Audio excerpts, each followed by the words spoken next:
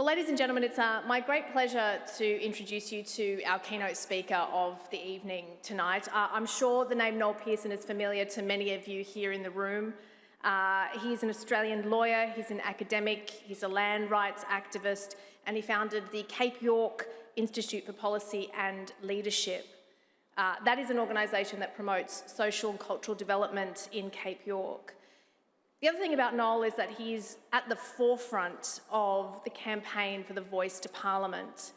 And this is really an extraordinary moment in our nation's history. So we're very, very pleased to be joined by Noel this evening, and we look forward to hearing his insights. Please welcome Noel Pearson to the stage.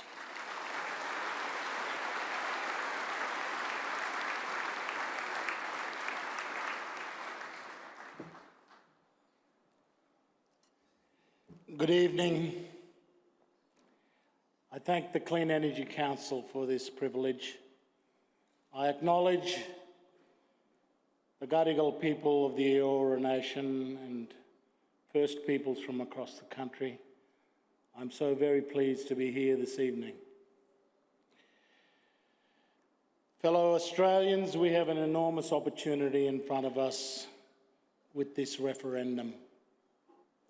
It will be the most important vote we take, at least since 1901. This is not a federal election in prospect. This is a referendum of the Australian people. A referendum to complete the meaning of Australia. Australia is an incomplete idea, and we have the opportunity to make it complete. Australia since 1901 has been a country that originally excluded the First Peoples, explicitly. When the federal parliament was given the power to make laws in relation to people of certain races, Aboriginal people were specifically excluded from it. So in 1967, we had a referendum to cure that exclusion in relation to the Commonwealth Parliament's power. And so we have the provision that I hope is going to come up on the screen.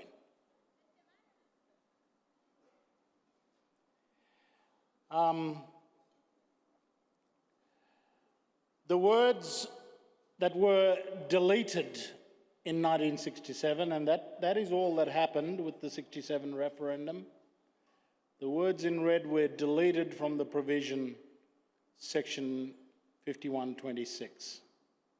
Originally, it read that the Parliament had the power to make laws for the peace, order and good government of the Commonwealth with respect to 26, the people of any race other than the Aboriginal people in any state, for whom it is necessary to make special laws. And section 127, which was also deleted in 1967, said that in reckoning the numbers of the people of the Commonwealth or of a state or other part of the Commonwealth, Aboriginal natives should not be counted. So we deleted those words when 90% of the Australian people agreed to a referendum.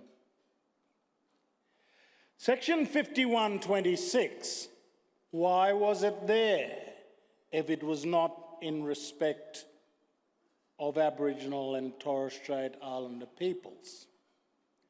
It was there to empower the new Parliament to deal with the Chinese.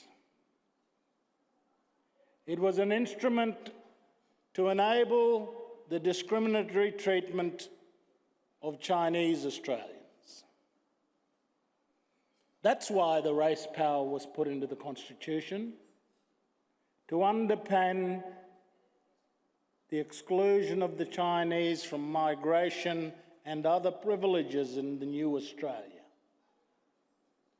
The new Parliament needed a power to contain the Chinese. 5126 today is understood as an Indigenous power, but that was not its original purpose.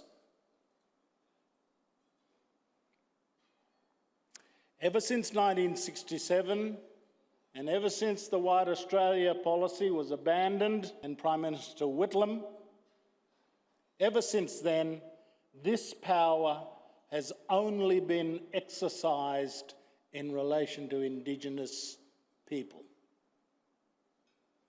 The race power is now exclusively an Aboriginal and Torres Strait Islander power.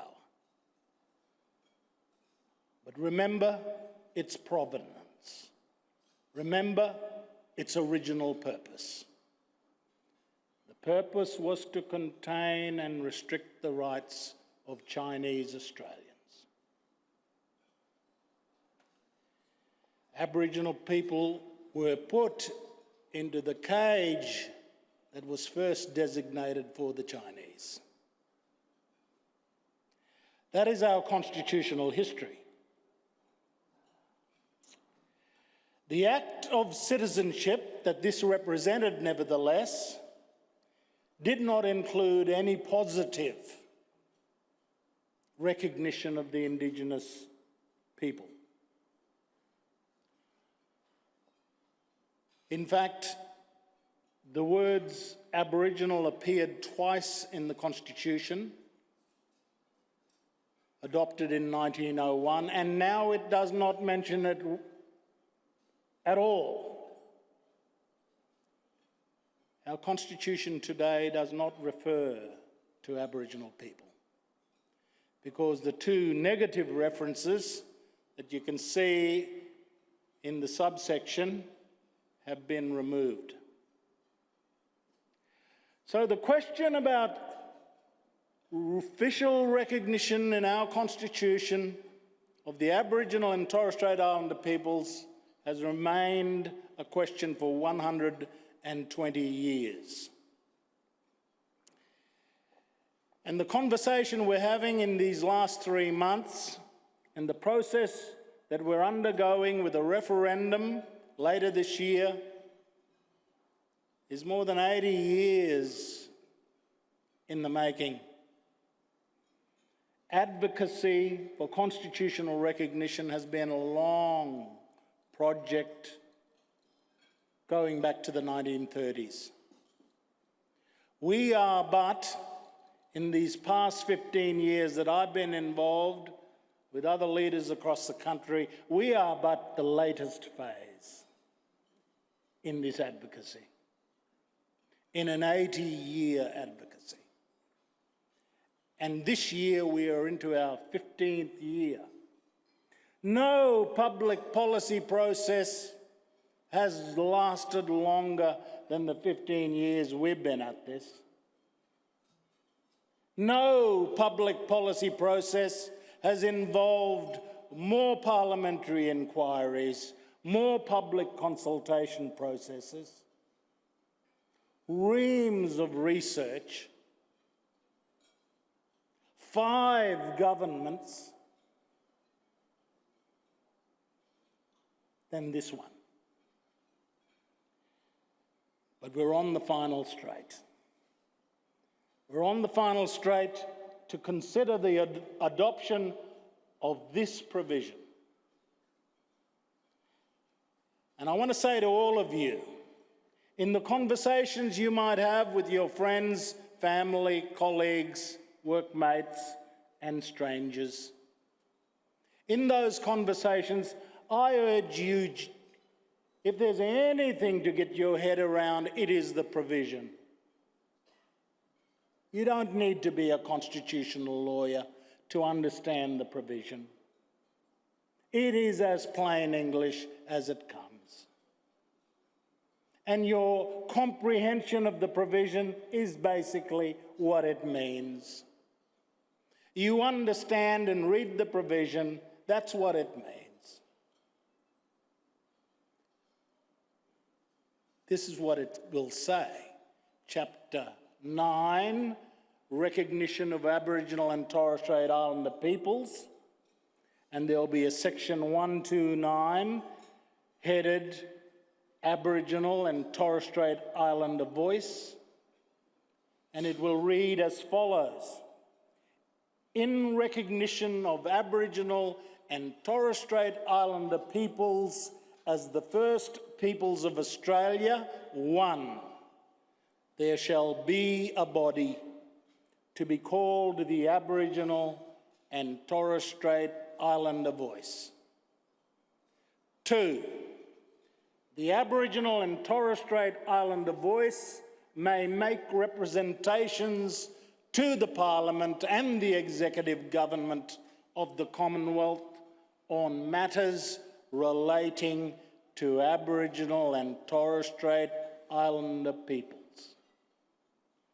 And 3, the Parliament shall, subject to this Constitution, have power to make laws with respect to matters relating to the Aboriginal and Torres Strait Islander voice, including its composition, functions, powers, and procedures.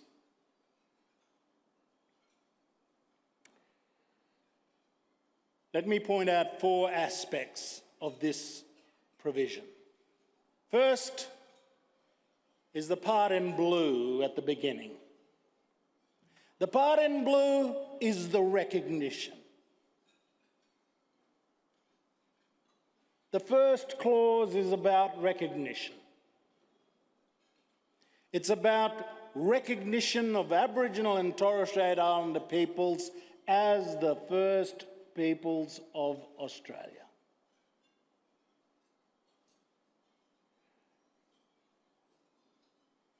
I think that's fairly straightforward. But it will be profound.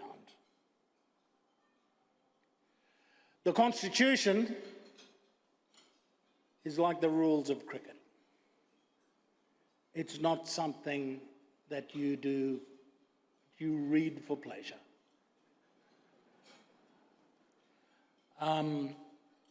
And so children of the future, Australian children of the future, will read the Constitution and it will be a pretty dry exercise. But they'll come upon section 129 and they'll see these words, in recognition of the Aboriginal and Torres Strait Islander peoples as the first peoples of Australia.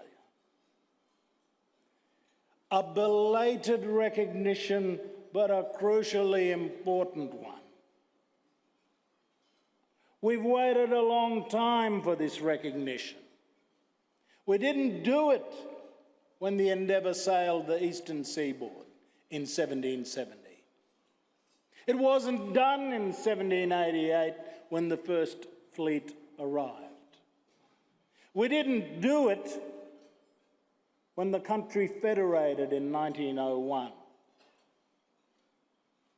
It's unfinished business. We now have an opportunity to finish it. So the blue words perform the important function of recognition. Now the next clause in green is the guarantee. It's the guarantee. It's the commitment that can never be walked away from. And what is the commitment? The commitment, if the Australian people permit this, the commitment is that there shall be a body. Not at the whim of the government and the politicians of the day, but at the whim of the Australian people under the Constitution that can never be repealed.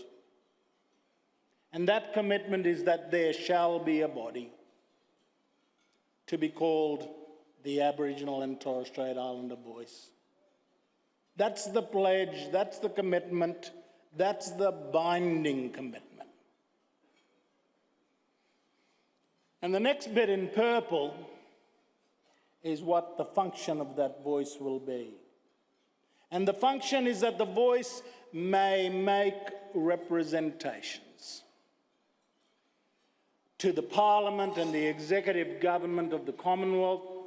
What do they make representations on? On matters relating to Aboriginal and Torres Strait Islander peoples.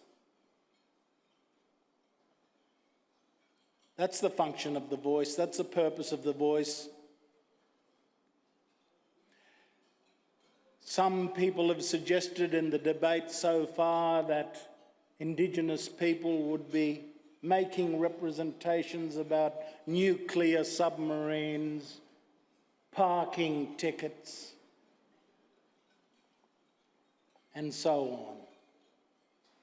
When the plain words here tell us that it is about matters relating to Aboriginal and Torres Strait Islander peoples.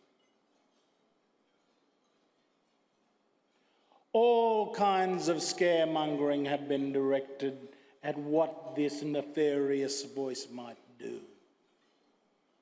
And all that the plain words tell us is that the voice may make representations, not direct, not veto, not have the last say, not make a law, but rather make representations to the Parliament and the executive government. And finally, the words in red deal with the question of who is responsible for the detail on the voice. Who hasn't heard the question, where's the detail? Where's the detail? Who hasn't heard that? Well, this third clause tells us who is responsible for the detail. The Parliament shall have power to make laws with respect to matters relating to the voice, including its composition, functions, powers, and procedures. It's Peter Dutton's job to supply the detail as a parliamentarian. It's Anthony Albanese's job to supply the detail. It is the MPs and senators whose job it is to supply the detail on the voice. A lot of work has been done on ideas and proposals and preferences, but it is the Parliament's job after the referendum. It is solely the Parliament's job after the referendum to supply the detail. And they will do that through the normal process of lawmaking. The government will propose a bill. Presumably, a committee of the Parliament will consult with the Australian people.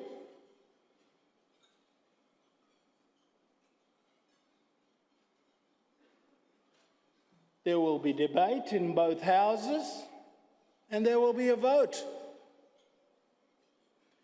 That is the normal system of Australian lawmaking. And that's when the detail will emerge.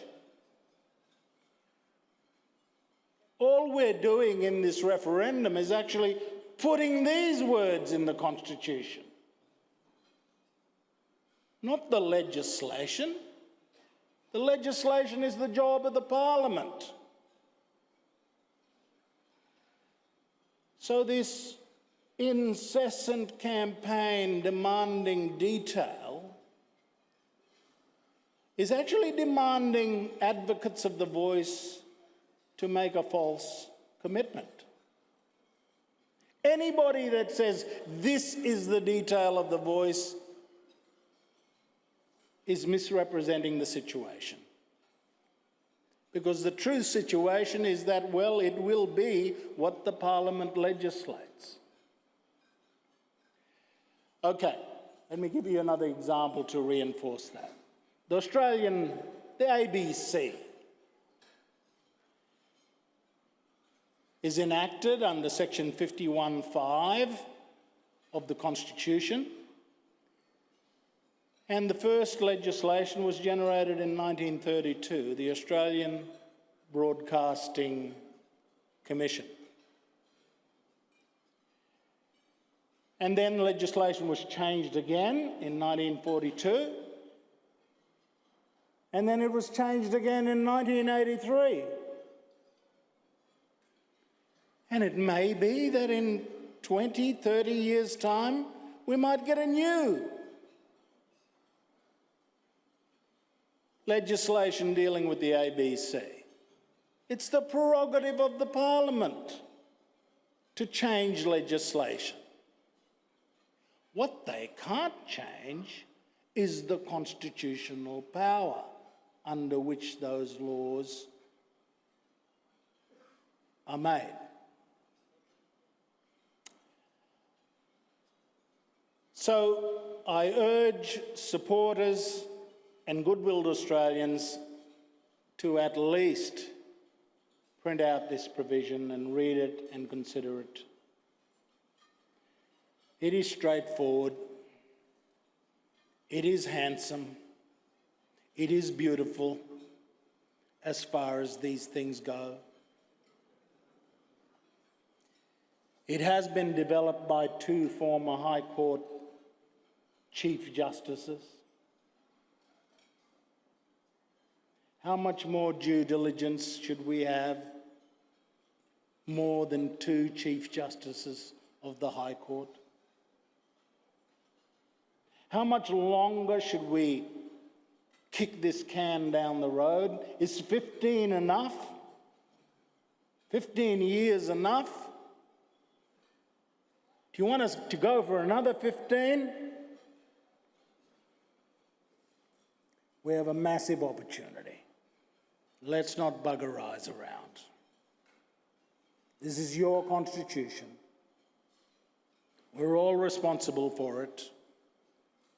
No matter how passionate and how energetic advocates on the yes side from the Indigenous community are, we're only 3% of the population. We can't turn the dial on this. If all of us voted yes, we can't turn the dial on this.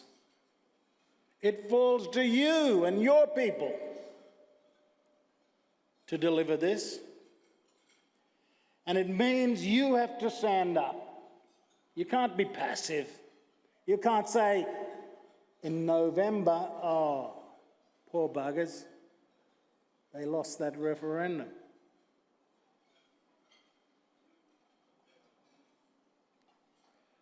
It's your country.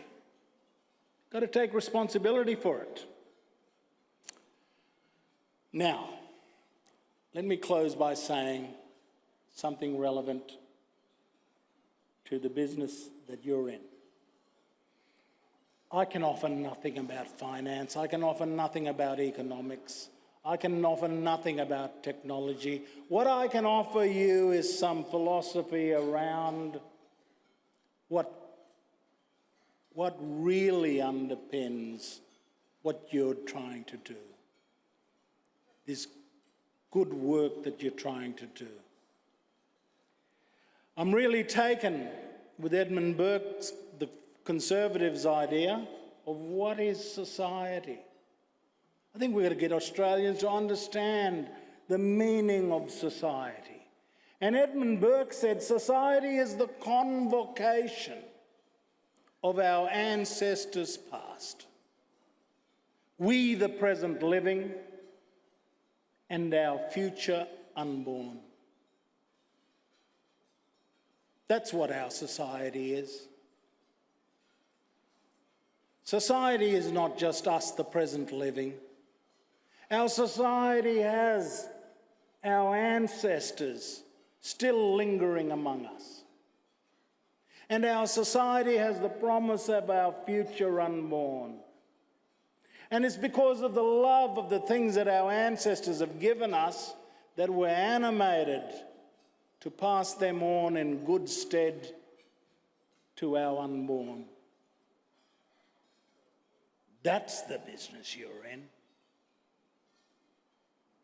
Taking from our ancestors the good things and ensuring that our future unborn can enjoy the same. I want to tell you about one other idea in closing.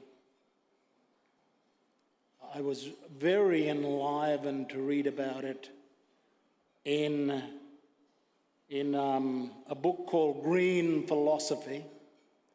It is the most astounding case for the business that you're all engaged in. And the idea is one of oikophilia, oikos being Greek for the home or the household. The one animation other than self-interest that might be as powerful, if not more powerful, is the love of home. Oikophilia, love for the country, love for the land, love for the nature. And that animation of love for our inheritance as a people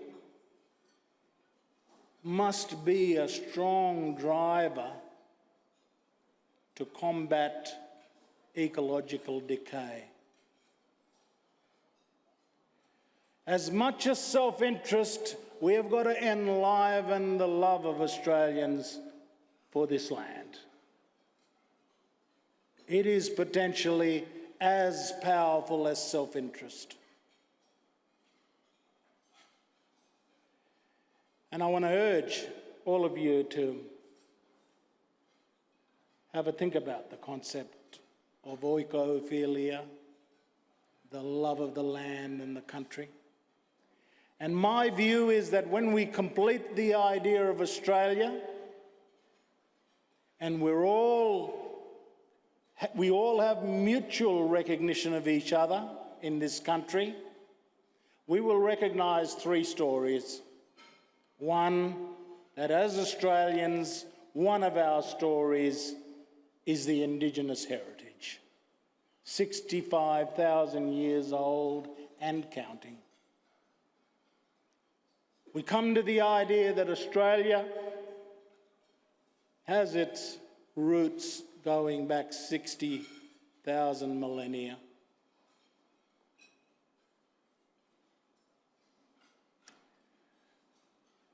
The second part of Australia is, of course, the institutions of Britain. The law, parliamentary government, the Australian English language. All of those things are part of our British heritage. The Constitution of Australia actually captures that heritage. Our main institutions are all set out in the Constitution, and it is the heritage of Australia transplanted from Britain. That's the second part of our story. And the third part of our story, if we look straight in the mirror and look at ourselves, it is this extraordinary multicultural unity that we've achieved. Those three stories of Australia need to be brought together. We need to see ourselves as three stories entwined together. And we do that the minute we succeed in this referendum later this year. So let me close by saying that I want you to take responsibility for your constitution, for our constitution. This is a huge opportunity. This is a once-in-a-nation's lifetime opportunity.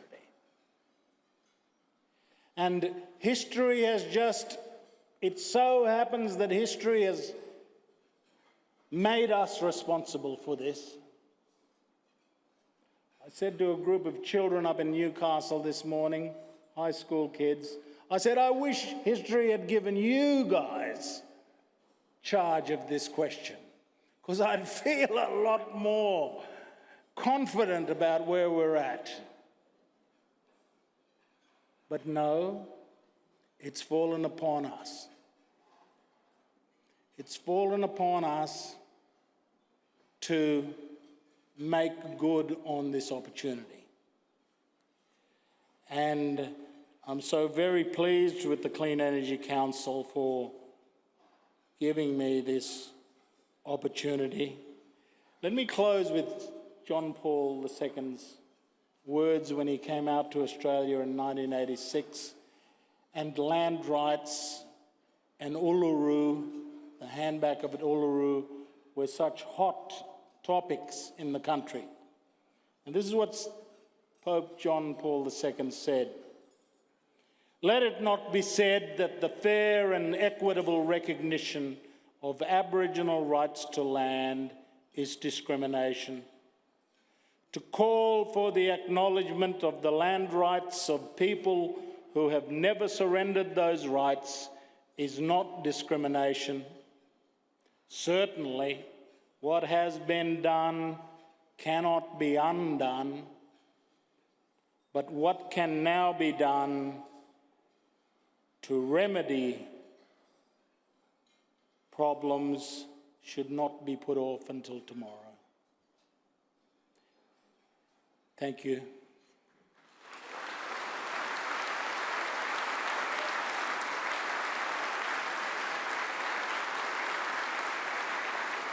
Keep the applause going, ladies and gentlemen, for Noel Pearson.